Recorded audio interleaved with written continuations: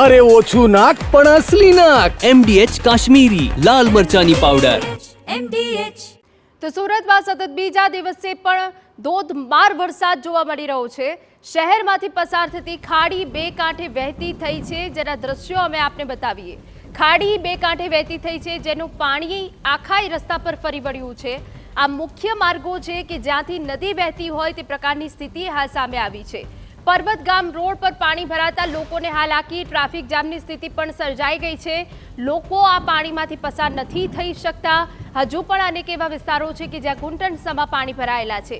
પાલિકાની બેદરકારીના કારણે પાણી ભરાવાની સમસ્યા હરહંમેશની છે. સુરત શહેરમાં છેલ્લા 2 દિવસથી અતિ ભારે વરસાદ આવી રહ્યો છે. છેલ્લા 1.5 દિવસમાં 16 ઇંચથી વધારે વરસાદ સુરત શહેરમાં આવ્યો છે. ગઈકાલે રાત્રે એટલે કે 3:30 થી 6 સુધી, આજે વહેલી સવાર સુધી માત્ર આ 2.5 કલાકમાં 6 ઇંચ જેટલો વરસાદ સુરતમાં આવ્યો. સુરત શહેરના વરાછા ઝોન AB, પુનાગામ, સારોલી અને અન્ય અમુક વિસ્તારોમાં જેમ કે ઘરનાલાઓમાં ખૂબ પાણી ભરાયાના જે કારણ બન્યા છે નીચાણવાળા વિસ્તારના કારણે મહાનગરપાલિકાની આખી ટીમ કાલે બપોરથી જ આપ સૌએ જોયું છે કે તમામ વિસ્તારમાં રોડ ક્લિયર કર્યા પછી સફાઈની કામગીરી, મેડિકલની કામગીરી, આ બધી જ ટીમો કાલે જ લાગી ગયેલી હતી. સાંજ સુધી તમામ જગ્યાઓ પર મોટી સફાઈની કામગીરી બી પૂર્ણ કરવામાં આવી હતી.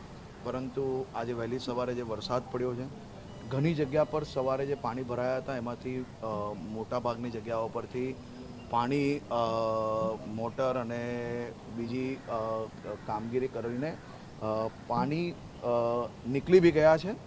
પરંતુ આ કામગીરી હમણાં બી ચાલુ છે. આખી ટીમ, કલેક્ટર, મ્યુનિસિપલ કમિશનર, પોલીસની આખી ટીમ એ ફિલ્ડ પર છે.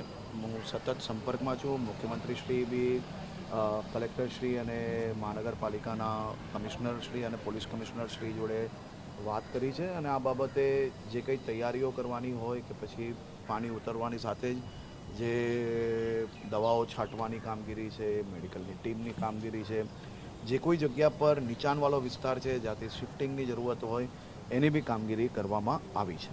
MDH બિરયાની મસાલા, પારંપરિક બિરયાનીનો અસલી સ્વાદ. असली मसाले साच साच MDH